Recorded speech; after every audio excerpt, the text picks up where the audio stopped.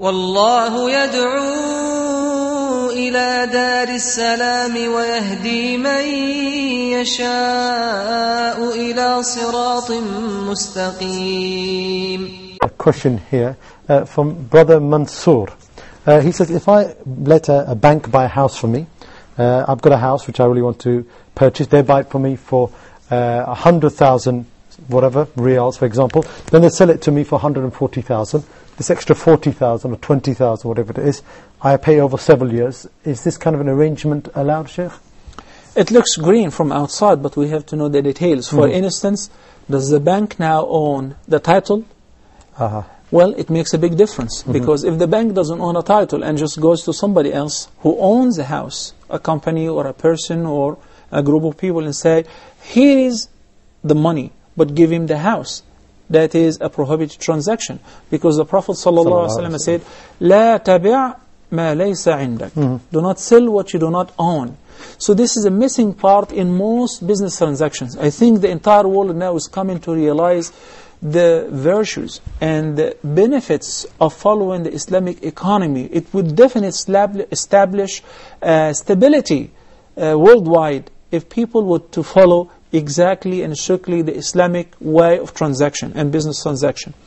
So number one, if the bank buys the house and it becomes the bank, so the bank or the bank representative is going to sign on the title for you that is going to be yours. And they sell it to you for whatever amount, as long as there is mutual agreement between the seller and the buyer. And there is no mention of interest. So if they say, we're going to sell it to you for 140 or 150, and there is a mutual agreement between both of you, and there is no interest rate mentioned, that is permissible. In fact, there is a subject in Islamic jurisprudence is known as al-bay'u bi-si'rayn, where I can sell this pen cash right now for 10. But if somebody wants to buy it on an installment for 6 months, I can sell it for 12 or 13. But I do not say there is an interest rate. I don't say this is for 10, but with an interest rate of 6 or 4 or 5 interest rate. Once there is interest, then this is a credit, and it is accompanied by interest, and that is prohibited.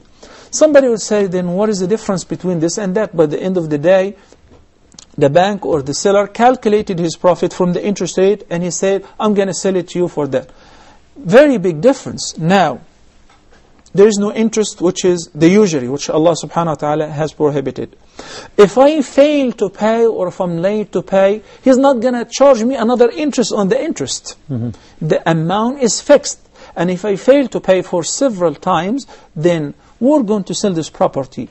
They will get their share, and I will get the remaining part. Not my entire payment will be gone, as it is happening with the riba dealing transaction. So you're saying basically this transaction, the one that's without the interest, is a clear transaction. Both parties know what they're getting out of it. Correct. Jazakallah khair, Shaykh.